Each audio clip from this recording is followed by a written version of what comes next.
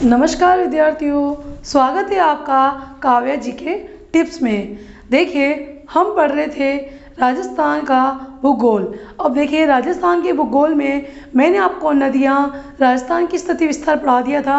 अब अपना टॉपिक चल रहा है राजस्थान के भौतिक प्रदेश। उसमें हमने थार का मरुस्थल वाला जो पूरा कंप्लीट टॉपिक था वो कर लिया था। उसी के साथ अब आज हम पढ़ेंगे राजस्थान के भौतिक प्रदेश का सेकंड भाग।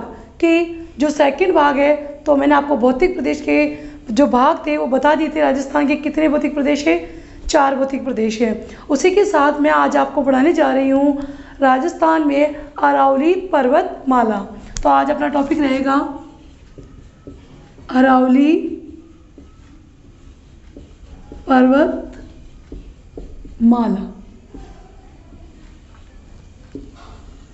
देखिए, आज हमारा टॉपिक है अरावली पर्वतमाला। तो थार का मरुस्थल का पूरा कंप्लीट अच्छी तरह अपन ने पढ़ लिया था। जो भी मेरे चैनल पे नए हैं, प्लीज़ वो मेरे चैनल को लाइक कीजिए, सब्सक्राइब कीजिए और बेल आइकन को प्रेस कीजिए, जिससे उनको मेरे वीडियो का नोटिफिकेशन मिलता रहे। तो देखिए, अब है अरावली की उत्पत्ति। कि अरावली की उत्पत्ति कब हुई? प्री कैम्ब्रियन युग में। कब हुई? प्री कैम्ब्रियन युग में अरावली की उत्पत्ति हुई थी। तो जैसे आपसे पूछते थार के मरुस्थल की उत्पत्ति कब हुई, तो आपका आंसर होना चाहिए प्लीस्टोसीन युग में थार के मरुस्थल की उत्पत्ति हुई थी। उसी के साथ आपसे पूछे अरावली की उत्पत्ति कब हुई थी? प्री कैम्ब्रियन युग में। अब देखिए, समय भी देखिए, यहाँ पर समय तो है 60 से 55 करोड़ वर्ष पूर्व। तो इसकी जिसका समय है वो है 60 से 55 करोड़ वर्ष पूर्व। तो आपसे पूछे उत्पत्ति कब? प्री कैम्ब्रियन युग में, जबकि इसका समय क्या है? 60 से 55 करोड़ वर्ष पूर्व। 60 से 55 करोड़ वर्ष पूर्व। अब देखिए, यहाँ मैं आपको बता रही हूँ, एक तो है ऊंचाई और एक है इसका स्वरूप। देखिए, दो तरह से पढ़ेंगे ऊंचाई। देखिए, एक तो है प्रारंभिक ऊंचाई और एक है वर्तमान ऊंचाई। एक है प्रारंभिक स्वरूप और एक है वर्तमान स्वरूप। देखिए, क्वेश्चन कैसे भी आ सकता है कि अरावली का वर्तमान स्वरूप कैसा है या अरावली का प्रारंभिक स्वरूप कैसा था। तो देखिए, आपसे जैसे पूछे कि अरावली की प्रारंभिक ऊंचाई बताइए और अरावली की वर्तमान ऊंचाई बताइए, तो आप यहाँ कंफ्यूज हो जाओगे। तो थोड़ा ध्यान रखिएगा। तो आप देखिए, ऊंचाई, प्रारंभिक ऊंचाई थी इसकी 2700 से 2800 मीटर। तो प्रारंभिक ऊंचाई कितनी थी इसकी? 2700 से 2800 मीटर इसकी प्रारंभिक ऊंचाई थी। लेकिन आपसे पूछे वर्तमान ऊंचाई बताइए। अब देखिए, इसकी वर्तमान ऊंचाई, तो देखिए यहाँ मैं बताने से पहले आपको कुछ समझा रही हूँ। तो देखना, वर्तमान ऊंचाई, मान लीजिए ये प्रारंभिक, थोड़ा सा यहाँ देखते हैं, मान लीजिए ये लो, और ये धरातल था और धरातल से ऐसे से उभार आया और ये क्या बन गई? अरावली पर्वतमाला बन गई। तो ये जो है, ये तो है प्रारंभिक स्वरूप, जो प्रारंभिक ऊंचाई। तो ये प्रारंभिक ऊंचाई थी। तो ये प्रारंभिक ऊंचाई कितनी है? 2700 से 2800 मीटर। तो प्रारंभिक ऊंचाई कितनी? 2700 से 2800 मीटर। तो देखिए, अब देखिए प्रारंभिक स्वरूप। तो देखो, प्रारंभिक कैसे दिख रही थी? इसमें क्या आया? अचानक उभार आया, मतलब पेंजिया के 2 टुकड़े हुए, अंगारा लैंड और गोंडवाना लैंड। और जब गोंडवाना लैंड और अंगारा लैंड दोनों आपस में टकराए तो उनमें क्या हुआ? उभार हुआ। और उभार होने के फलस्वरूप क्या बने? वलन बने। और वलन बनने के कारण यहाँ पर क्या बनी? अरावली पर्वतमाला का निर्माण हुआ। इसलिए बोलते हैं विश्व की सबसे प्राचीनतम वल्लित पर्वतमाला कौन सी है? अरावली पर्वतमाला है। तो प्रारंभिक वलन पड़ा, और वलन पड़ते समय इसकी ऊंचाई लगभग कितनी थी? 2700 से 2800 मीटर। लेकिन वर्तमान में इसकी ऊंचाई, तो देखिए यहाँ पर प्रारंभिक स्वरूप यहीं पर क्लियर करते हैं। तो कैसा था? वलन पड़े तो प्रारंभिक स्वरूप था वलयाकार। तो इसका प्रारंभिक स्वरूप कैसा था? वलयाकार था। तो आपसे क्वेश्चन करें अरावली प्रारंभिक रूप में कैसी थी? अरावली प्रारंभिक रूप में वलयाकार थी। कैसी थी? वलयाकार। लेकिन धीरे धीरे देखो, धीरे धीरे क्या हुआ? अप्रदन हुआ। क्या हुआ? इसका क्या हुआ? इसका क्या हुआ? अप्रदन हुआ। अरावली का क्या हुआ? धीरे धीरे वर्तमान में क्या हुआ? अप्रदन हुआ, और अप्रदन के कारण अरावली पर्वतमाला कटती गई और इसकी ऊंचाई मात्र इतनी ही रह गई, और ये ऊंचाई कहते हैं, वर्तमान में इसकी ऊंचाई है 930 मीटर। तो वर्तमान में ध्यान रखना अरावली की जो ऊंचाई है वो क्या हो रही है? घट रही है। तो थोड़ा ध्यान रखिएगा, यहाँ लिख देती हूँ मैं कि वर्तमान में अरावली की ऊंचाई क्या हो रही है? घट रही है। तो ये थोड़ा ध्यान रखिएगा, वर्तमान में अरावली की ऊंचाई घट रही है। वर्तमान में अरावली की ऊंचाई घट रही है, जबकि हिमालय पर्वतमाला की ऊंचाई बढ़ रही है। तो आप यहाँ कोई कंफ्यूज मत होइएगा। तो देखिए, तो अप्रदन हुआ, ठीक है, मतलब क्या हुआ? अरावली का कटाव हुआ, और जो प्रारंभिक ऊंचाई थी वो कटते कटते कितनी रह गई? 930 मीटर रह गई। तो आपसे पूछे अरावली पर्वतमाला की समुद्र तल से औसत ऊंचाई बताए, तो आपको 930 मीटर बताना है। तो देखिए, अब देखिए, एक तो ये अरावली पर्वतमाला प्रारंभ में बहुत ज़्यादा ऊंची थी, लेकिन धीरे धीरे इनका कटा हुआ रहा, और ये क्या रह गए? इसका बचा हुआ भाग रह गया। ठीक है, अब बचा हुआ भाग रह गया, और बचे हुए भाग को क्या बोलते हैं? इसका बचा हुआ भाग कहलाता है अपशिष्ट। इसके क्या रह गए? अपशिष्ट। तो वर्तमान में किस रूप में ही है? अपशिष्ट रूप में है। किस रूप में? अपशिष्ट रूप में। प्रारंभिक रूप में कैसे थी? वलयाकार थी। ठीक है, तो यहाँ तक आपको समझ में आया। तो ध्यान थोड़ा वापस रिपीट करते हैं। देखो, अरावली पर्वतमाला उत्पत्ति पूछे प्री कैम्ब्रियन युग में इसकी उत्पत्ति हुई थी। समय है 60 से 55 करोड़ वर्ष पूर्व। अब देखो, दो चीज़ ध्यान रखना है, एक तो ध्यान रखना है ऊंचाई, और एक ध्यान रखना है स्वरूप। तो देखो, ऊंचाई भी प्रारंभिक और वर्तमान, और जबकि स्वरूप भी प्रारंभिक और वर्तमान। तो प्रारंभिक ऊंचाई थी इसकी 2700 से 2800 मीटर, लेकिन धीरे धीरे कौन सा अपर्दन हुआ, कटा हुआ अरावली का, और धीरे धीरे इसकी ऊंचाई क्या हुई? घटती गई, और कितनी रह गई? 930 मीटर रह गई। और इसका जो बचा हुआ भाग कहलाया, तो वलन पड़े, इसका क्या पड़े? ये पड़े वलन पड़े इस पर। जब ये उभार आया, जब अंगारा लैंड और गोंडवाना लैंड टकराए, तो वो टकराती भी कोई चीज़ एक दूसरे के ऊपर आ जाती है, तो क्या होता है? उनमें उभार आ जाता है। तो उभार आने के कारण उन्हें बोलते हैं वलन। उनमें क्या उभार आने से उनमें क्या पड़ गए? वलन पड़ गए, और वलन पड़ने के कारण इसको बोलते हैं वलयाकार। तो प्रारंभिक स्वरूप कैसा था? इसका वलयाकार था। फिर धीरे धीरे इसकी ऊंचाई कम होती गई, और इसका अवशेष रह गया मात्र 930 मीटर की ऊंचाई में रह गया। तो अवशेष, बचे हुए अवशेष को क्या बोलते हैं? अपशिष्ट भाग। तो वर्तमान में किस रूप में है ये? अपशिष्ट रूप में है। तो यहाँ तक आपको समझ में आया। फटाफट आप इसका स्क्रीनशॉट लो, आगे चलते हैं।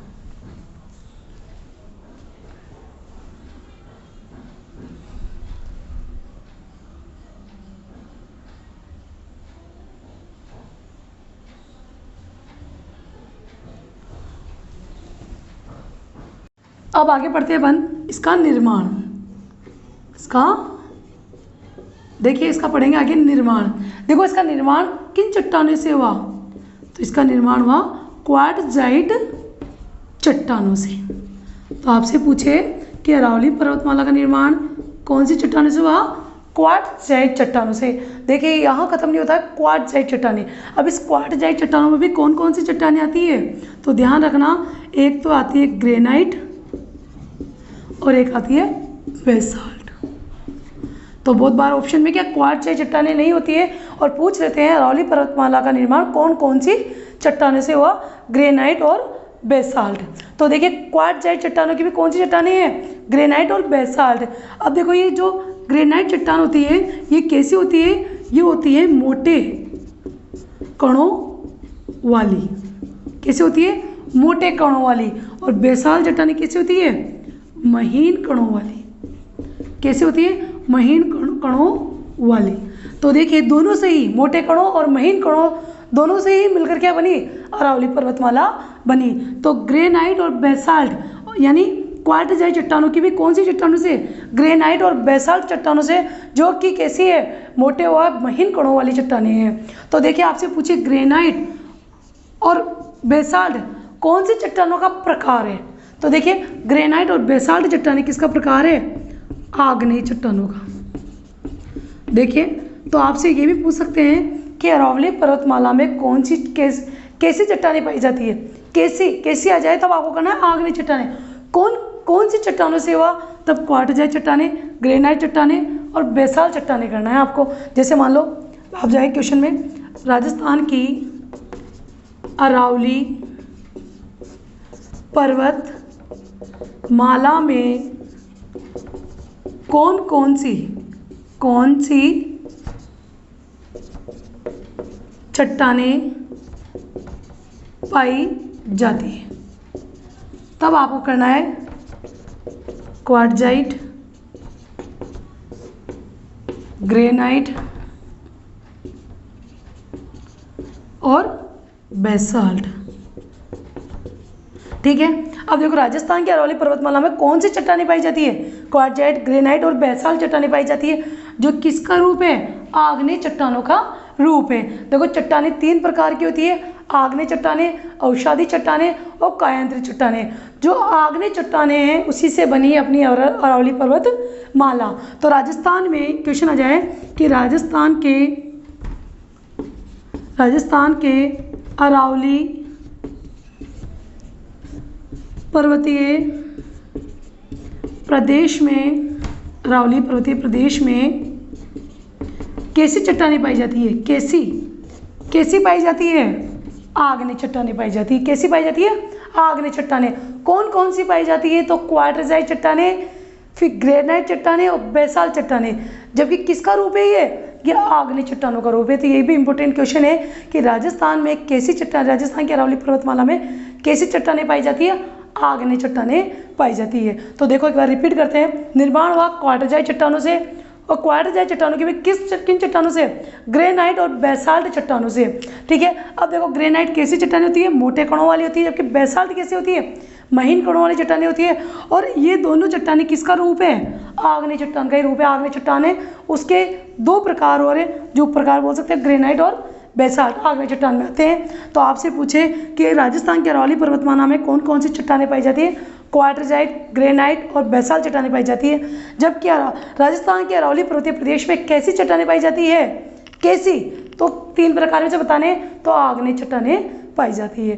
तो यहाँ तक आप कंफ्यूज मत होइएगा, क्वेश्चन को धीरे से पढ़िए, आराम से करिए, क्योंकि एक मार्क्स कीमती होता है आपके लिए। तो ठीक है, ओके, तो यहाँ तक समझ में आया आपको। फटाफट से स्क्रीनशॉट लो, आगे चलते हैं।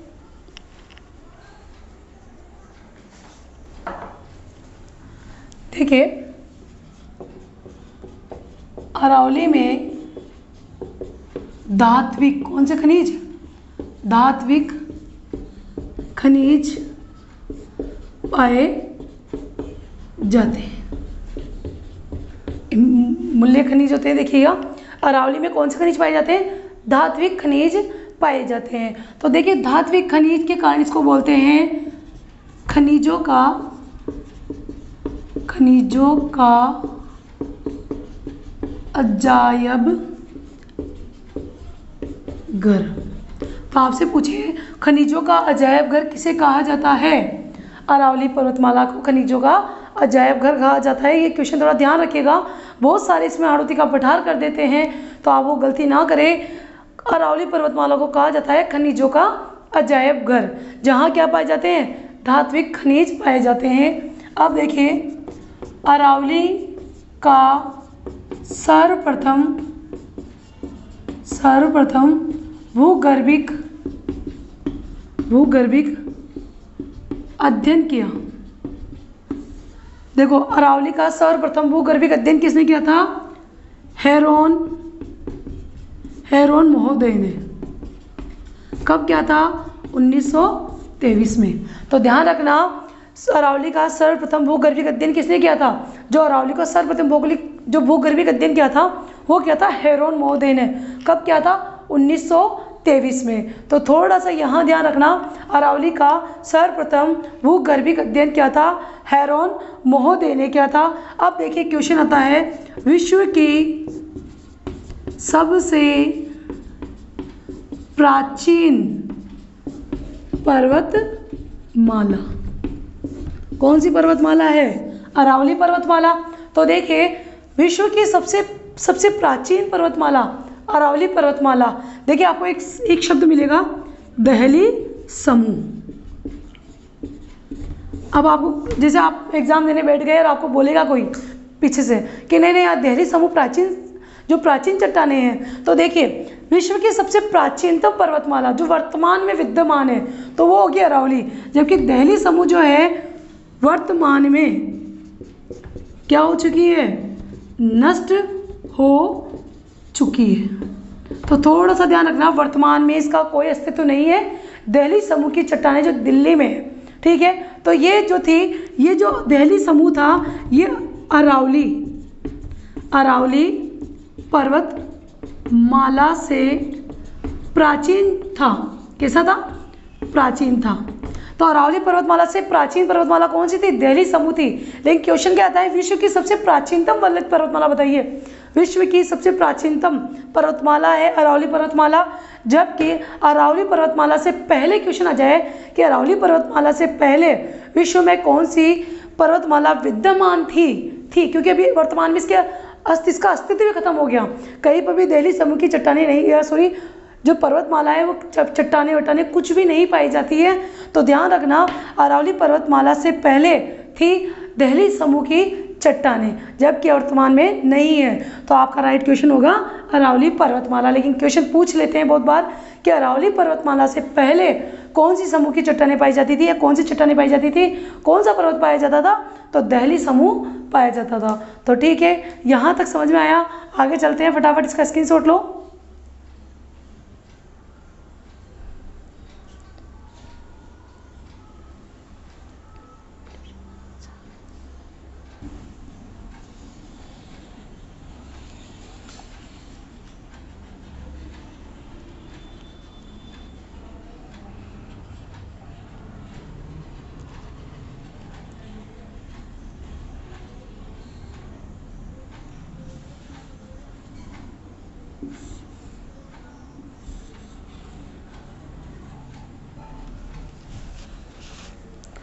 तो देखिए, ये थोड़ा सा आपके सामने जो मैप है इसको थोड़ा सा आज की तरह बना लेते हैं। तो ये देखिए, अब अपन जो पढ़ रहे हैं वो पढ़ रहे हैं भारत में अरावली पर्वतमाला का विस्तार। तो देखिए, इधर है अरब सागर, इधर है बंगाल की खाड़ी। देखिए, मैप पे मत जाओ, भावनाओं पे जाओ। तो थोड़ा मैप से समझने की कोशिश करते हैं।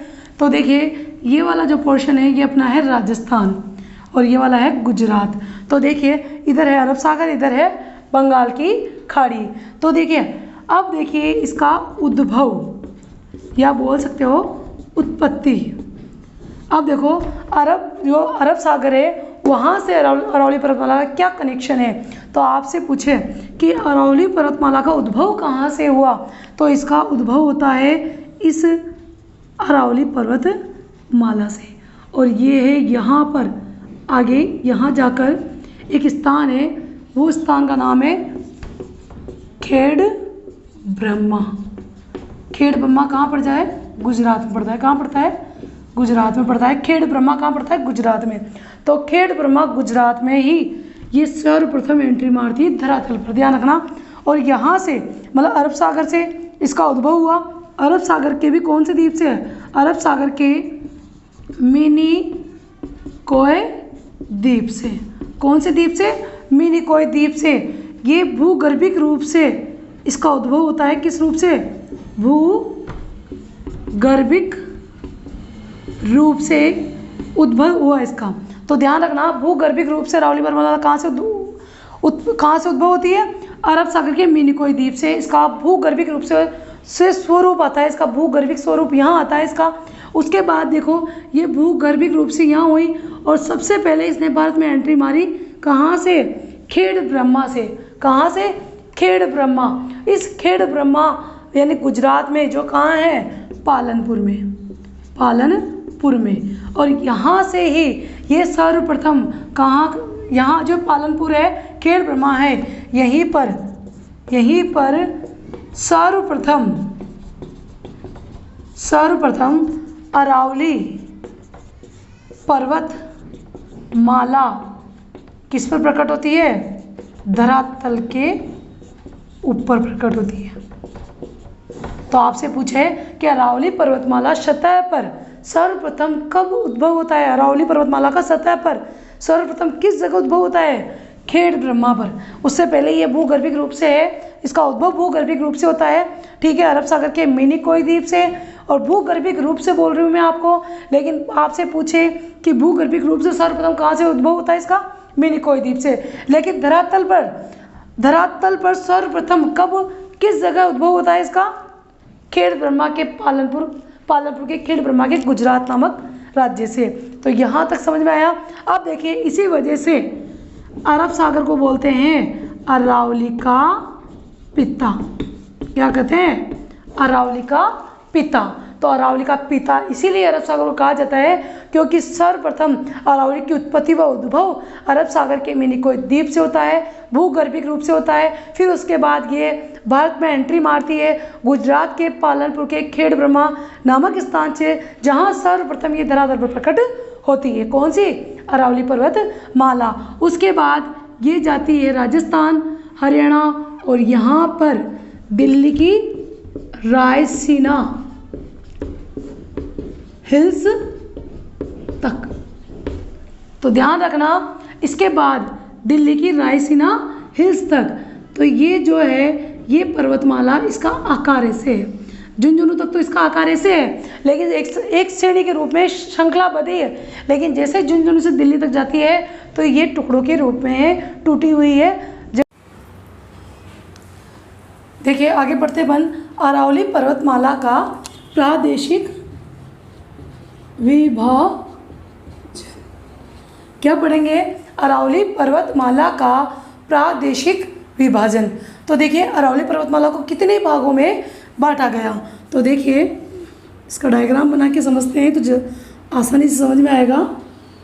तो देखिए ये है अरावली पर्वतमाला। देखिए अरावली पर्वतमाला दक्षिण पश्चिम में है चौड़ी और उत्तर पूर्व में है सकड़ी। ये थोड़ा ध्यान रखना, इसकी चौड़ाई सर्वाधिक किधर है? दक्षिण पश्चिम में। दक्षिण पश्चिम इसकी चौड़ाई ज़्यादा है जबकि उत्तर पूर्व में कम है। तो देखिए इसके 3 भागों में बांटा। सबसे पहले 3 भाग कर लेते हैं अपन इसके। प्रादेशिक विभाजन कितने भाग है इसके? 3 भाग। तो देखो फर्स्ट, सेकंड, थर्ड। तो ये जो सबसे पहले वाला है ये है उत्तरी अरावली, ठीक है। फिर ये जो वाला है ये है मध्य अरावली और ये जो लास्ट वाला है ये है दक्षिणी अरावली। कौन सी अरावली? दक्षिणी अरावली। तो देखिए उत्तरी अरावली, मध्य अरावली और दक्षिणी अरावली। तो आपसे पूछे कि अरावली को कितने भागों में बांटा गया? 3 भागों में बांटा गया। प्रादेशिक विभाजन इसका कितना है? 3 है। तो उत्तरी अरावली, मध्य अरावली, दक्षिणी अरावली। अब देखो आपसे पूछे कि उत्तरी अरावली की सबसे ऊंची चोटी, तो उत्तरी अरावली की सबसे ऊंची चोटी है रघुनाथगढ़। कौन सी है? रघुनाथगढ़। कहाँ है? सीकर में। ये ध्यान रखना, रघुनाथगढ़ सबसे ऊंची चोटी है उत्तरी अरावली की। आपसे पूछे अरावली की सबसे ऊंची चोटी कौन सी है? गुरु शिखर। लेकिन आपसे पूछे उत्तरी अरावली की सबसे ऊंची चोटी कौन सी है? तो वह है रघुनाथगढ़। अब देखिए मध्य अरावली। मध्य अरावली की 2 ऊंची चोटियां हैं, एक तो है मोरमजीपुरा, एक तो है मोरमजीपुरा और एक है तारागढ़। मोरमजीपुरा कहाँ है? टोडगढ़ में। टोडगढ़ में, थोड़ा ध्यान रखना। तो ऑप्शन में यदि मोरमजीपुरा नहीं हो और मध्य अरावली की सबसे ऊंची चोटी पड़े तो तारागढ़ करना है। देखो ये है 914 मीटर जो मोरमजीपुरा है और तारागढ़ है 873 मीटर। 873 मीटर। और रघुनाथगढ़ कितनी है? 1055 मीटर। अब आपसे क्या पूछेगा कि दक्षिणी अरावली की सबसे ऊंची चोटी। अब देखिए दक्षिणी अरावली की जो सबसे ऊंची चोटी है वो सिरोही में है और सभी जानते हैं वो है गुरु शिखर। कौन सी है? गुरु शिखर। अब देखिए गुरु शिखर की जो लंबाई पूछे, सॉरी ऊंचाई पूछे कि गुरु शिखर की ऊंचाई बताइए, वास्तविक ऊंचाई बताइए।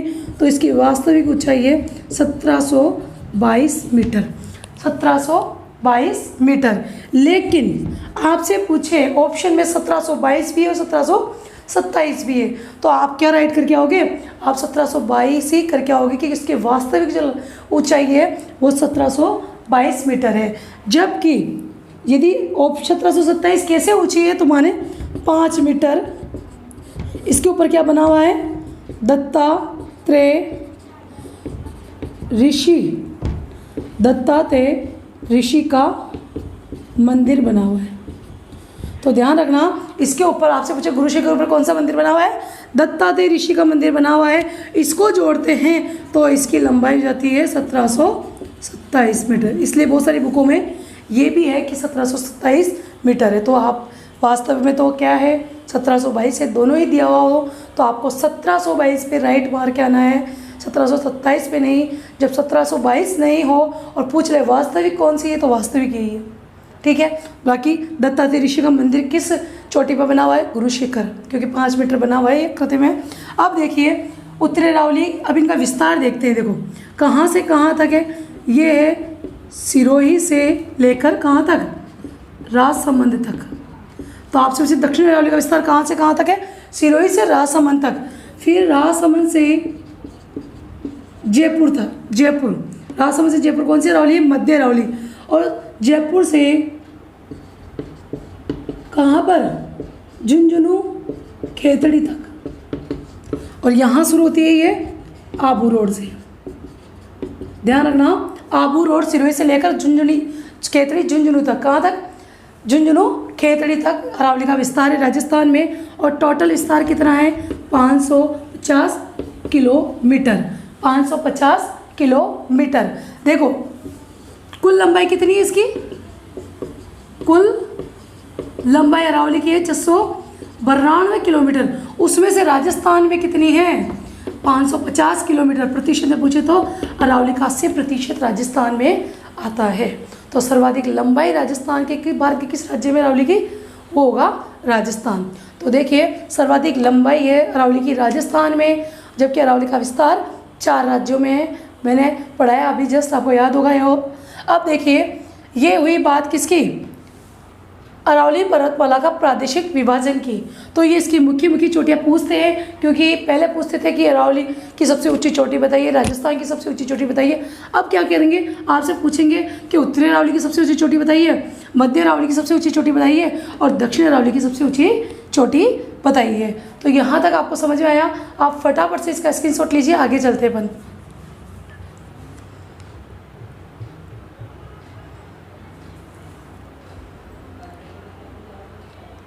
देखिए थोड़ा सा यहाँ बता देती हूँ मैं। गुरु शिखर की ऊंचाई है ना कितनी है? 1722। दत्तात्रेय ऋषि का मंदिर जोड़ते हैं तो 1727 मीटर, ठीक है। और वास्तविक है कौन सी? वास्तविक है 1722। वास्तविक 1722 है। तो थोड़ा सा यहाँ ध्यान रखना, वास्तविक है 1722, जबकि 1727 मीटर जो है दत्तात्रेय ऋषि का मंदिर जोड़ते हैं 5 मीटर का, तब 1727 होती है।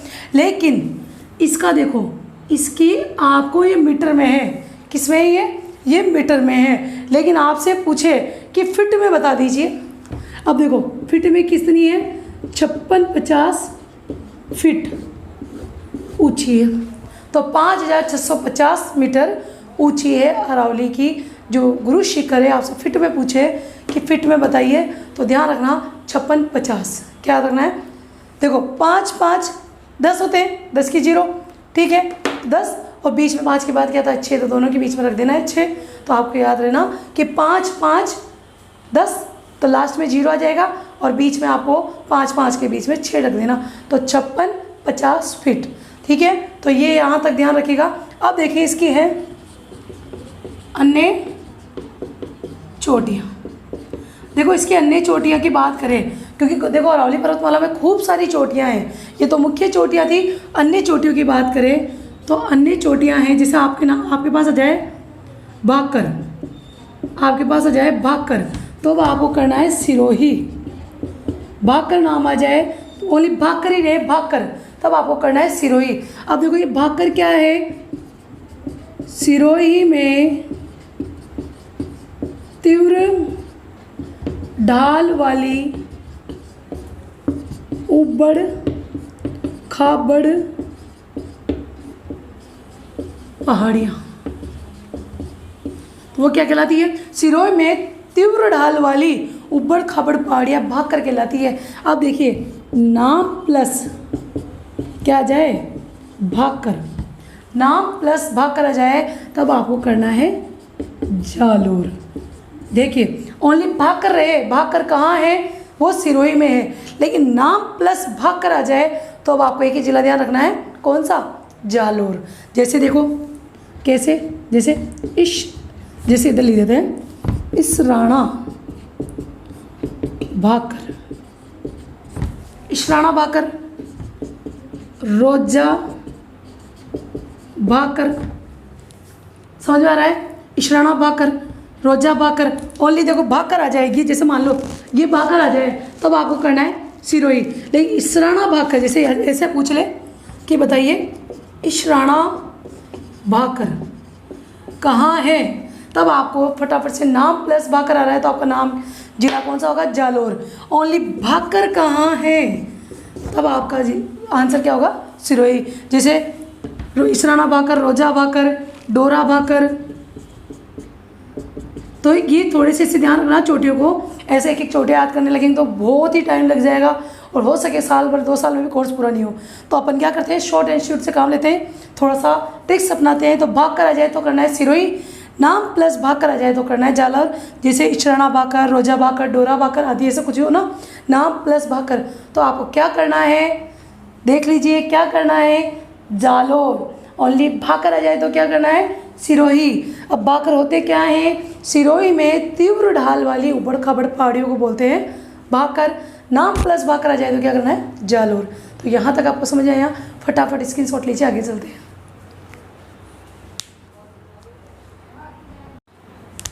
देखो ये हुई बात नाम प्लस भाकर, भाकर की बात। अब देखिए क्या है, नाम प्लस डूंगर या डूंगरी, तब आपका आंसर क्या होगा, जयपुर। जैसे नाम प्लस डूंगर और डूंगरी आ जाए तो आपका ऑप्शन में आपको कुछ नहीं सोचना है, आंख बंद करके आप जयपुर पे टिक लगा दीजिए, नाम प्लस डूंगर डूंगरी। जैसे मोती डूंगरी, गणेश डूंगरी, भीम डूंगरी, बीजक डूंगरी,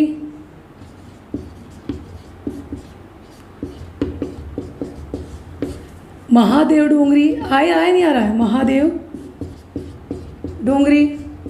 तो देखो मोती डूंगरी, गणेश डूंगरी, भीम डूंगरी, बीजक डूंगरी, महादेव डूंगरी, सब में नाम प्लस डूंगर आ रहा है, डूंगरी आ रहा है, तो आपको क्या करना है, जयपुर करना है। तो यहाँ तक समझ में आया। अब देखिए नाम प्लस मगरा आ जाए, मगरा या मगरी आ जाए, नाम प्लस मगरा मगरी आ जाए तो आपका आंसर ध्यान रखना क्या होगा, उदयपुर करना है आपको। ध्यान रखना, नाम प्लस मगरा मगरी आ जाए तो आपको करना है उदयपुर। नाम प्लस मगरा मगरी आ जाए तो उदयपुर करना है। जैसे मान लो मोती मगरी, हिरण मगरी, मछली मगरा, ऐसे कोई सा भी दिख जाए आपको तो आपको करना क्या है, उदयपुर करना है, क्योंकि नाम प्लस क्या रहा है, मगरा मगरी। तो नाम प्लस मगरा मगरी आए तो आपको क्या करना है, उदयपुर। जैसे मोती मगरी, ये मोती मगरी है, इसके पास बना हुआ है महाराणा प्रताप स्मारक। आपसे पूछे किस मगरा मगरी के पास, महाराणा प्रताप स्मारक बना हुआ है मोती मगरी के पास। और ये मछली मगरा किसके पास बना हुआ है, उदयपुर की सबसे प्राचीन झील पिछोला झील के पास है ये। तो ये थोड़ा सा ध्यान रखना, नाम प्लस डूंगर डूंगरी आए तो करना है जयपुर, नाम प्लस मकरा मकरी आए तो करना है उदयपुर, नाम प्लस क्या है भाग कर आए तो करना है जालोर। अब ऐसे देखो, नाम प्लस नाथ आए तो फर्स्ट वो हो गया था, सेकंड, थर्ड और फोर्थ अन्य चोटियाँ। बाकी मुख्य चोटियों की मैं अभी बताऊंगी कि आरोही अवरोही क्रम में कैसे पूछते हैं। तो नाम प्लस नाथ आ जाए तो करना है अलवर। क्या करना है, नाम प्लस नाथ आए तो करना है अलवर। जैसे हर्ष नाथ, उदय नाथ, ओनली एक नाथ को छोड़कर, एक नाथ को छोड़कर, कमल नाथ को छोड़कर, कमलनाथ को छोड़कर बाकी नाम प्लस नाथ सारे कहाँ हैं, अलवर में। कमलनाथ है कहाँ पर, उदयपुर में। तो थोड़ा सा ध्यान रखना, कमलनाथ को छोड़कर बाकी नाम प्लस नाथ आए तो आपको करना है अलवर। तो यहाँ तक कोई दिक्कत नहीं है। यदि देखिए, यदि आपको मेरी ट्रिक्स पसंद आई हो तो आप कमेंट्स बॉक्स में प्लीज़ मुझे बताइए कि आपको मेरी ट्रिक्स कैसी लगती है, मेरा पढ़ाने का तरीका कैसा लगा। तो ठीक है, तो आप इसका फटाफट स्क्रीनशॉट लीजिए और अपन चलते हैं आगे।